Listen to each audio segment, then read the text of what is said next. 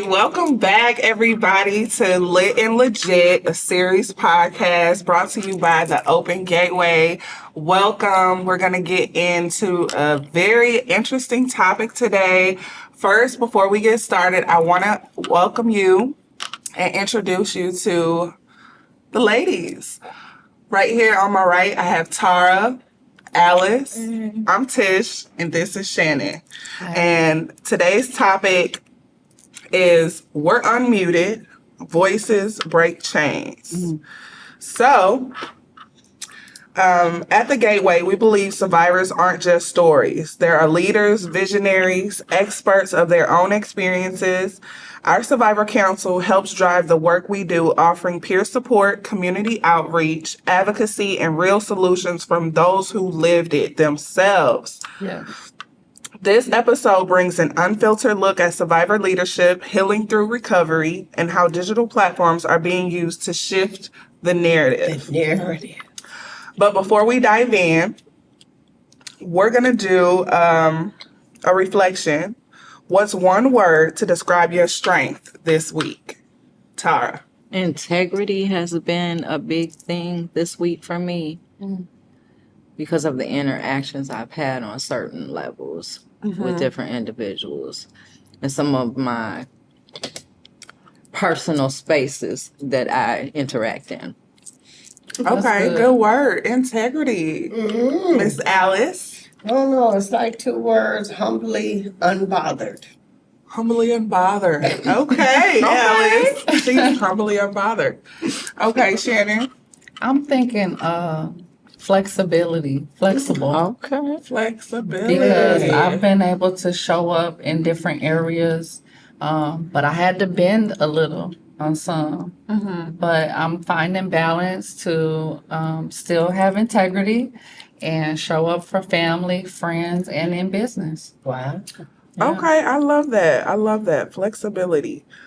So, one word for me to describe my strength this week, it would be trust.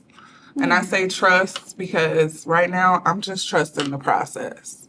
So, yeah, trust. Sound like faith. Yep, faith. Yes. Exercising some faith. Yes. Okay, so today's segment will be led by Miss Alice, and we're going to dive right on into it. So, Alice, you can take us away, huh? Unmuted. Voices break chains. Y'all ready for this big sister energy? Yes. You want to know? Okay, so the first question is lead loud, survivor leaderships in action. What does survivor leadership mean to you? I'll go. Survivor leadership means to me walking in my purpose. I know now that everything that I've been through wasn't a mistake.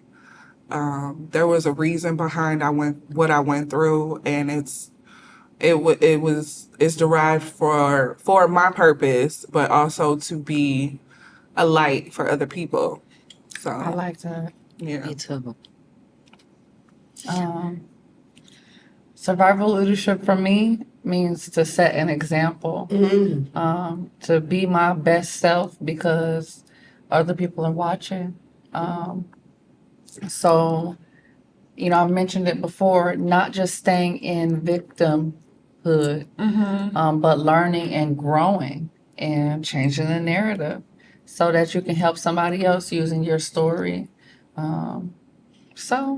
Yeah. Awesome. I concur with both of those.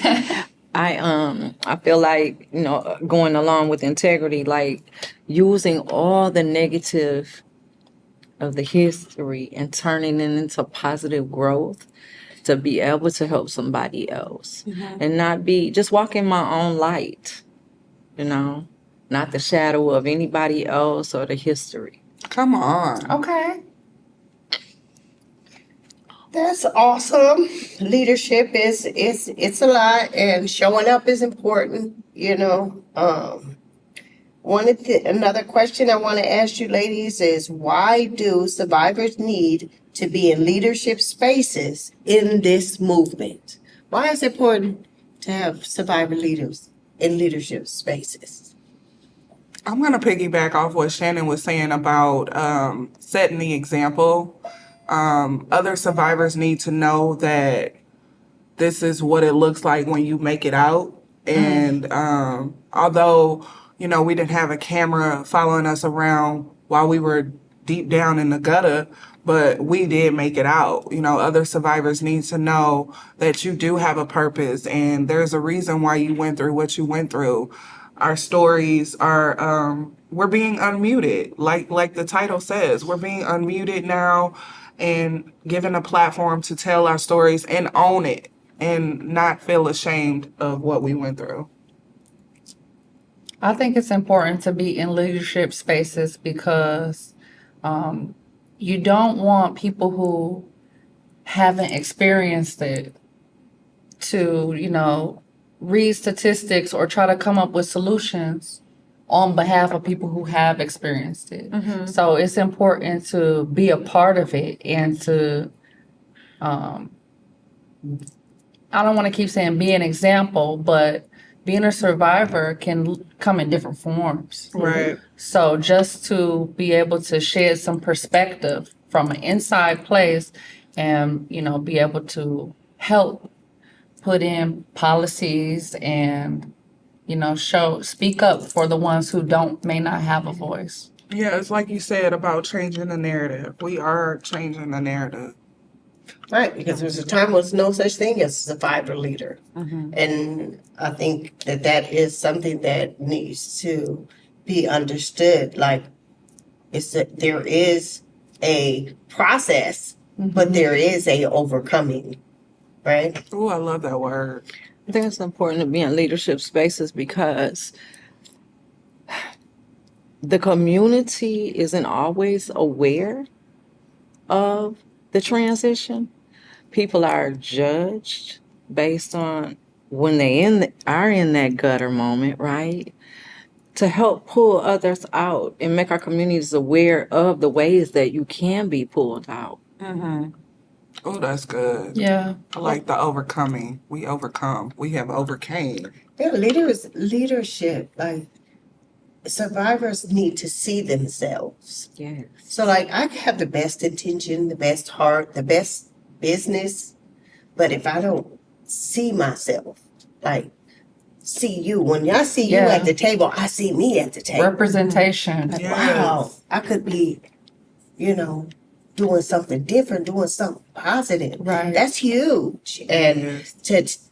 we're more than just our trauma in our narrative. Like, you know what I mean? There's so many people who want us just to stay in that narrative space of the trauma and centralization to get funding or whatever the case is. But we got so much more to give, We do. Right. And if we're allowed in these spaces, we only contribute to the greatness of the organization that we represent. Yeah. I'm glad you mentioned that. I just want to say this because now that we are taking the initiative to step up and say, I'm being unmuted. I'm going to tell what happened. This is my story and owning it.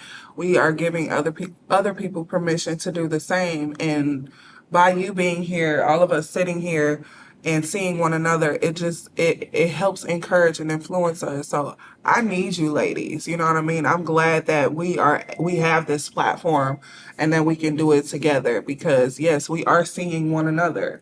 And by witnessing your gift and what you have to offer, I'm starting to recognize my own gift Yes. and what I have to bring. So Yes. The power of leadership. I love it. What have been some challenges you faced stepping into that role? From where you were to where you are. What have been some of the major challenges? So, excuse me. So recognizing that it's some things that we have defects of character that we had when we were living a certain lifestyle. And some of those things followed me into this new life. And so now I'm just, being in a position to recognize what those character defects are and saying if I want to keep it or not, is it healthy for me, and taking accountability. I'm working on that.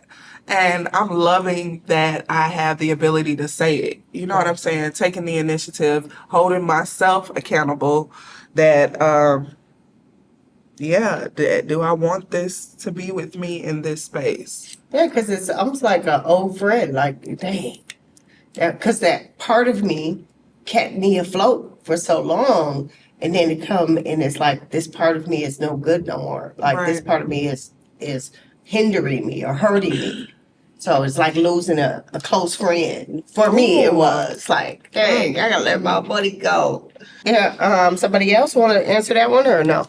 Yeah, so I'm one of the newer members of the Survival Council, and I really am honored to be such a part of such a huge cause, to be able to help educate, empower other young people. And so some of the challenges that I've faced is one, telling people that I'm a part of this. They're looking at me like, what did you survive? Right. And I don't have to prove that trauma Right. or prove my experience here. So that, and then proving to myself that imposter syndrome, that do I belong on a panel of such resilient, strong women? Come on. The self-esteem is something that I struggle with daily. So not necessarily going from 0 to 100, but even 85, bumping myself up to 87 on a day. Right. Like, you can do this. You can finish all of the laundry. All right, you got this, girl.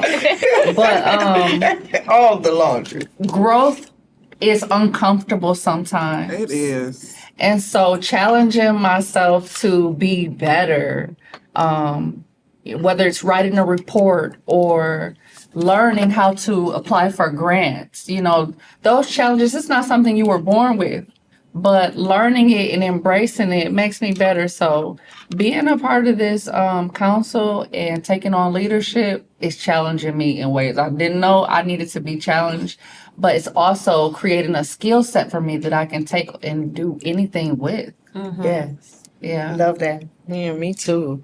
I think internal inadequacies that come with all people, embracing those and finding out my assets and my defects, Trish, and finding the balance in between that I can grow and mature as a person. And I too am so grateful to be a part of and be able to unite with women from different backgrounds, different cultures, different ages, and just do things that enhance my inner self and outer self, skill set, knowledge.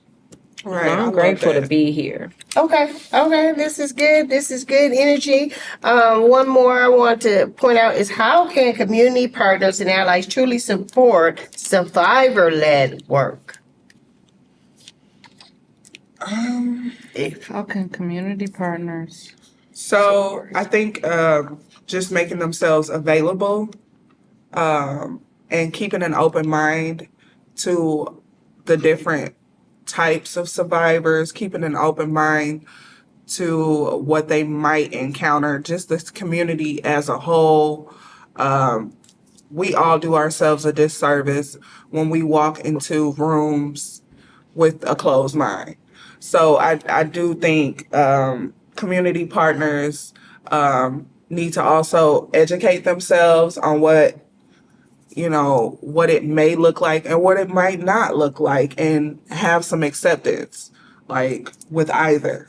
Have some acceptance, radical acceptance. Yeah, because in the survivor movement, like survivor-led versus, organizations that open up and help survivors, but they don't have any survivors on their boards Yes. or on their as employees or things of that nature, or just backing a survivor-led organization like the Gateway. The Gateway has been around for quite a while. We were Sister Survivors before, and we changed our name to the Gateway. But getting support and people to back what it is we're doing, because this is so important. Like to look at this and say, "Wow, these survivor leaders really have something to give. Let us get behind them and let us support them." So, how can community partners, from your perspective of the things that I just said, how do you think that they can support a survivor-led organization? I think too, they need to educate themselves on the issue itself, understand what that process and policy looks like as it stands today, and how can we move forward in a better arena and touch more lives. Awesome. So we're going to switch gears and talk about real talk, the recovery journey. Oh, I love it. Come on. Are you ready for this? Real Come on. talk. Let's do You it. know? Yeah, we can talk about it. Recovery isn't linear, and it's different for everyone. This space is for truth telling around healing. What do people often misunderstand about recovery after exploitation? Somebody else got to go A first. myth. Wow. A myth. Like, what are some of the myths that people put I think one of the biggest myths is that people want to be in the position that they are, like in an exploitive situation, or be sexualized as a female. Right. I don't want to be in an elevator and be sexualized. I want you to treat me like anybody else, whether I'm dressed in a tight dress or I have on a suit. I want to be looked at as a woman with respect and dignity. After coming out of exploitation, I think it can be perceived that, well, you're out of it now. What's the problem? Right. What's you doing wrong? Yeah, like you're just like anyone else. Not looking at the trauma because it's invisible. You can't really see. Nobody's wearing that on their forehead, what they're dealing with inside. So why can't you get a job that, corporate America is full of men, but why can't you get that job? Why can't you pull yourself back up? Why can't you? I think it's a myth that since you're out of it, it's over. That you don't need time to heal. Right. Yes. I think another myth is putting a timeline on healing. Yes. Everybody likes to put a time frame on when you're okay again, or when, there's this such thing as normalcy. Right.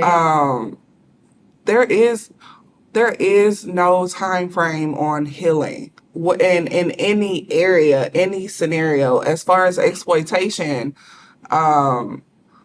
if you have come from that lifestyle, we've allowed other people to write our stories for so long. So when we take control of it again, take control of our life, I feel like the myth is, like Tara was saying, that, I forget, what was you saying? I liked it. Human, Yes. that you don't want to be sexualized. You don't want to be Right. sexualized, but it was something that you were saying before that. I just lost it. But just that we are, like, we're not human, like Right. you're supposed to just be okay. And you're supposed to know. I think that was it. That Right. you're supposed to know what to do next. Right. The And a lot of inadequacies. people The inadequacies. don't know. And so what I found too is people trying to put the standard of you getting it together versus them getting it together, and you haven't suffered what I've suffered. You haven't even attempted, walked in the shoes that I've walked in, so you don't know what it takes for me to show up daily. Right? But you assume that I should move in the way that you want me to move versus in just congratulating me, Yeah. right, for the effort to show up on any day. Oh, come on, Alice. Love it. Yes. So where we at? So recovery, the recovery journey. What kinds of support have truly helped you in your healing? I think this kind of platform helps me. Being around you ladies, being around people like me that I can look at and see I can either grow and take in your knowledge and your skill set and learn from it or your experiences. And also I can learn what I don't want to do. You know, we can look at people in two ways. It's either say, whoa, I don't want to do that, or hey, that is really awesome. What more can I learn? Can you help me, sister? Can you help me get through this moment or this day or this next elevation period, right? And a tidbit about Tara. So when I first encountered Tara, it was like, it's been years ago. So, but she was watching me, on social media, and she was like, "Hey, I'm a survivor. Like, hey, what's up?" Like, and so I was so excited to meet her the first time I met her because I had seen her for years. Like we had interacted, But we never, and we both in recovery in the same arenas, but I had never actually seen her. And I was like, wow, when I first got to see her. And so, and it just goes to show that just being visual, that visualness of a survivor, actually walking the walk, right, is so important for other survivors to be able to connect, to understand that they can walk the walk as well. Yeah. I wanted to add that, yes, it is important to be able to share with others who've faced the same issues, and that is a very strong connection. Some people may not have that relationship right away or still be timid to put themselves out there and admit that to another person. But therapy has really helped me unpack Yes. what I've faced and not to minimize it, because trauma is trauma and some issues people just shouldn't have to deal with. So therapy has given me a healthy way of looking at it. And even if one can't, get to therapy, journaling, it helps you put those feelings in words and to get it from outside of you, and be able to look at it. So I would say that was really good. The kinds of support that have truly helped me in healing is my community, and being vulnerable, having the courage to be vulnerable and asking for help, and meetings. I had to learn that it's okay to be not okay and to be honest about where I'm at and recognize that nothing lasts forever, especially those when we have those negative feelings, and that they'll pass, that our feelings are they pass, so just the community that I have, this family, is more like family now. Yes. And these they interchange and they're intersected in so many different ways. So it's just all love. So I'm glad that I'm able to be vulnerable now, and Yes. when to ask for help. That's helped me. Yes, knowing when to ask for help is That's very it. important. Great. Therapy is very important. Community is very important. Survivor connection is very important. All those things helped me in my process. What would you say to someone who just started their journey of healing? Take it one day at a time. Sometime moments at a time. And this too shall pass is what I heard you saying without saying that. When you're in that moment of feeling down or whatever, know that the feeling is not a fact. It's just a feeling. It's just how I feel. I might really think I'm angry when I'm really sad. So my feelings always are. Sometimes I'm confused about my own inward feelings, but just take your time. It's a process. It's not an event. Right.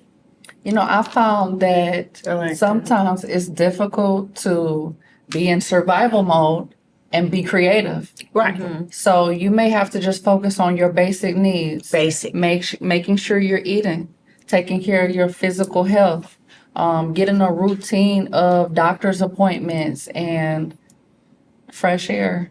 Yes. But then diving into what you really care about. And that creates happiness inside. Not that you're looking from that happiness in outside things. And then you begin to feel yourself and actually learn who you are.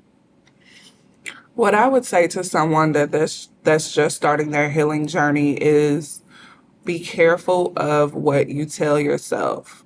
Don't beat yourself up. Beat yourself up with a feather.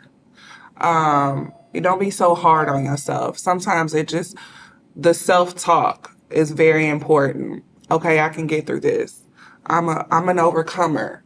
I can do this. God is on my side.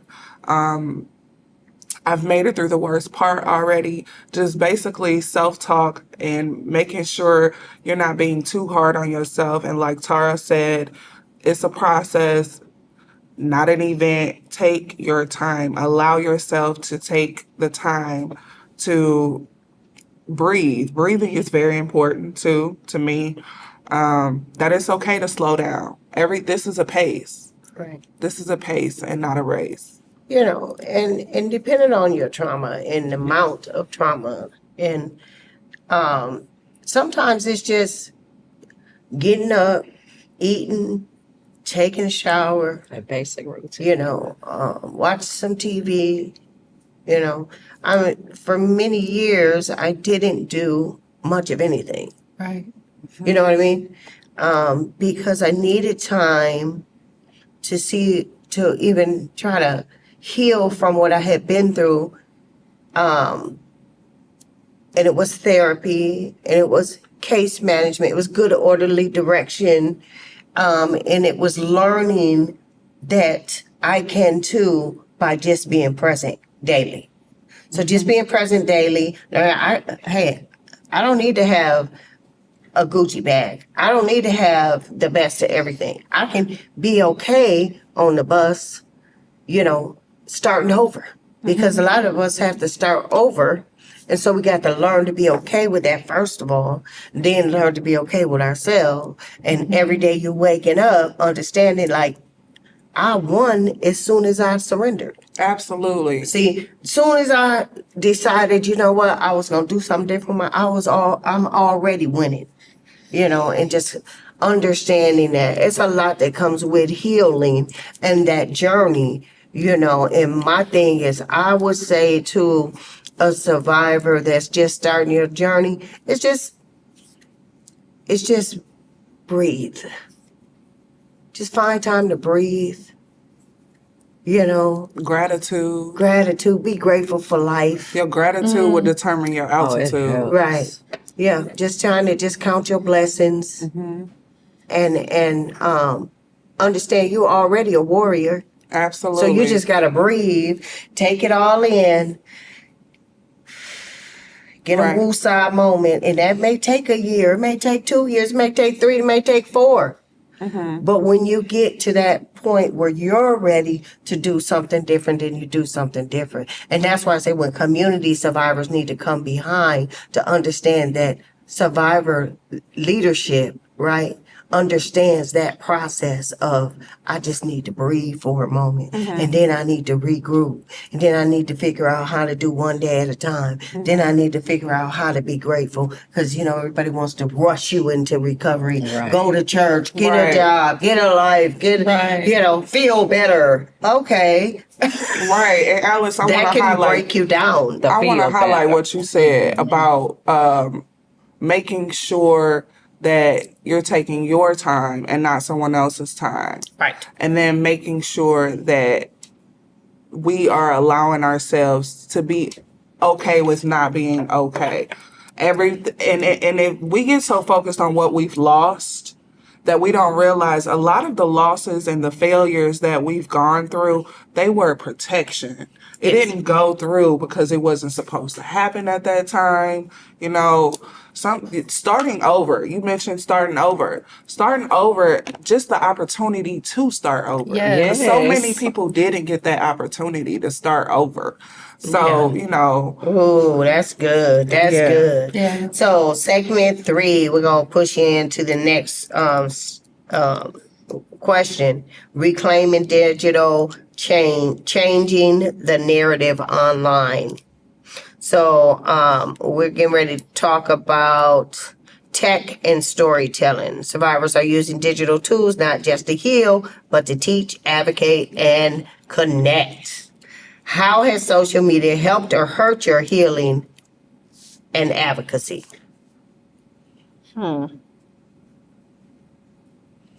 Or is that still a process? You're still trying to figure it out? Because like with this digital journey, Right.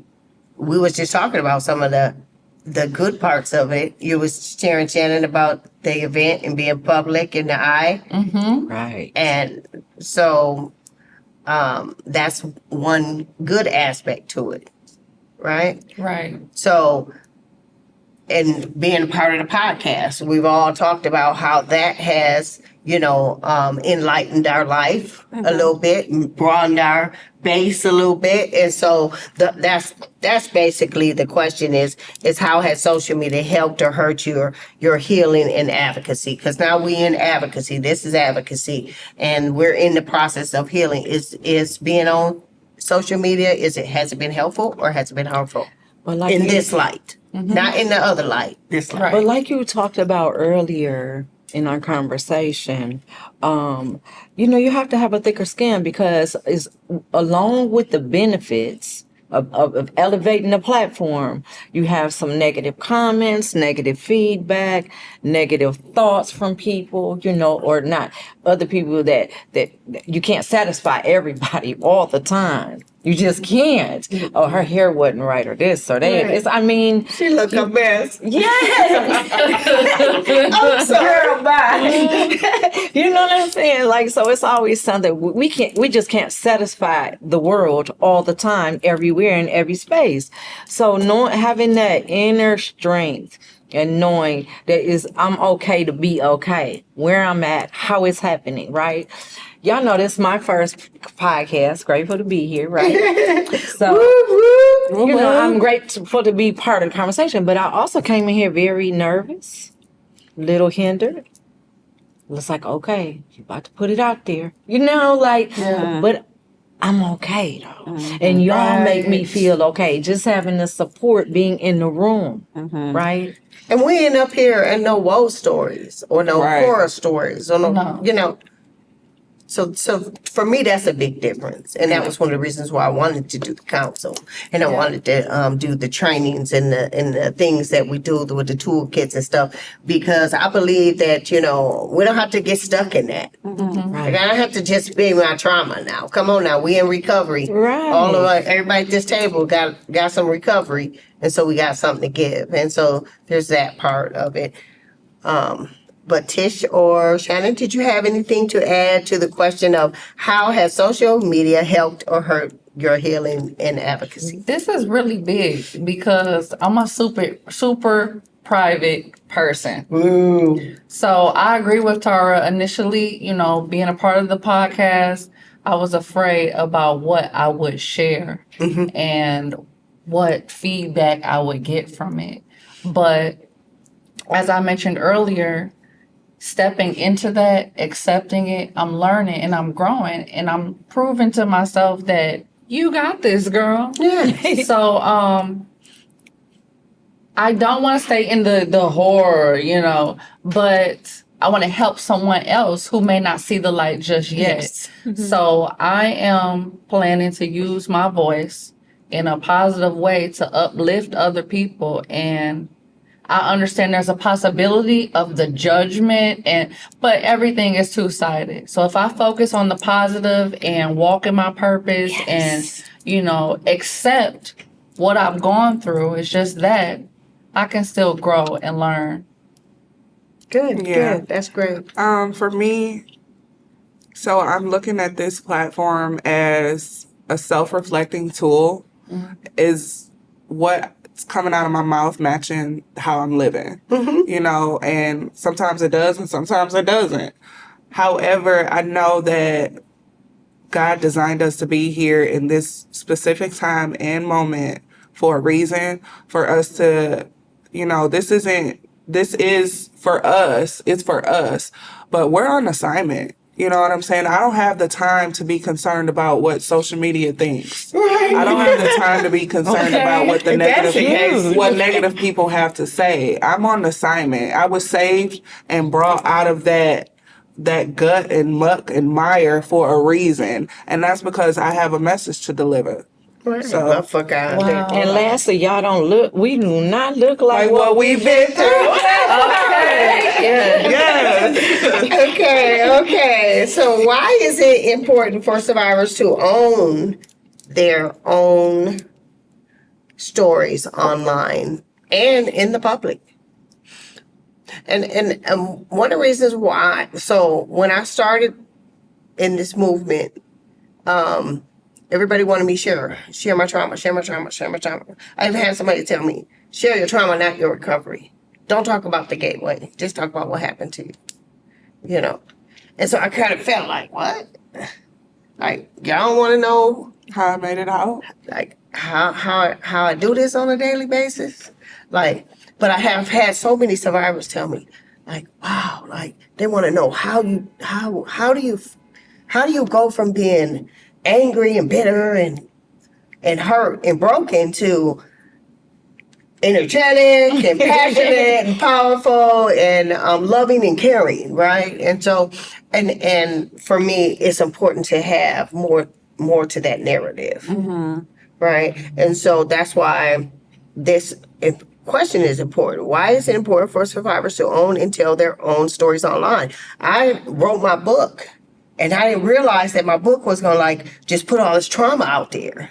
So now I got people Google me. I try to meet people, and they're trying to Google me, and they're telling me, "Oh, you did this in Hawaii, and you did this in D.C., and you was in San Diego, and all of these things, like judging me and stuff." So I wanted to be more than that. So then I created another book and program, and so because I don't know about for other survivors, but for me, I can't just be my trauma. No. Yeah. We ain't gonna do that. right.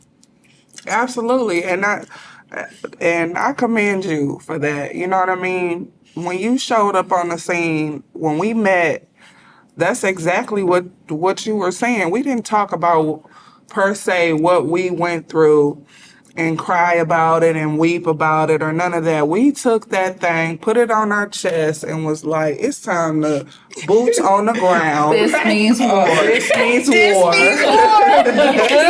So it's important that survivors own their stories, not just online but in public, because it gives you your it gave me my sense of purpose. You know what I'm saying? I'm not just what I went through. There is so much more to me, and life is discovery. Yes. It sure is. It's a journey, baby. It's a journey, and we're figuring that out as we go. So we really need to have a little bit more grace for one another, especially other survivors. Own your story, because your story is God's glory. You know what I mean? It can take you places you ain't never seen before. I like that. I'm thinking the importance of the digital platform is because, yes, we were blessed to have found one another in such a huge city, to have found one another and connected on this level. Yes. But you never know who's in the corner of that small town and may not have a community of other women. And they might need to hear my story. They may need to hear our voices. So that's the risk we take putting it out there, but somebody may be able to benefit across the world. So I hope this message it gets to them. Okay, so we're almost wrapping it up here. Got one more question. What advice would you give to youth trying to use social media for change? Consistency. Be Okay. consistent. Make sure that you don't allow yourself to be discouraged. Don't allow naysayers and people that that may not believe in your vision, be consistent and be very cautious about what you put out there. Be consistent and cautious. Shannon? I'm gonna say dedication. If it's something you truly believe in, and you want to inspire change, don't allow a distraction or the next quick idea take you off course. So be dedicated to the cause. Consistency builds discipline. So just stick to it and see it through. People would tell you sometimes in these type of journeys that you can't do something. And I would say, stay true to you. If you have a dream, keep building it. Don't let other people's negative thoughts influence your journey. Yeah, all those are really good. Mine would be mindfulness and boundaries. You know, be mindful that everybody on the internet is not your friend. Right. And that there are predators and perpetrators, but also be mindful that you can use it as a tool to gain more knowledge and to, lead and build. But you have to have boundaries in place. You have to stand on your boundaries. Stand for something or fall for anything. Period. Yes. That's it for this show.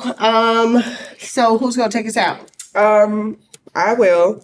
Thank you all for being a part of this powerful conversation. I'm Councilwoman Tish, and I want to share a few upcoming opportunities where youth and survivors can plug in and lead. We have an upcoming event for all victims of crimes. It's July 26th.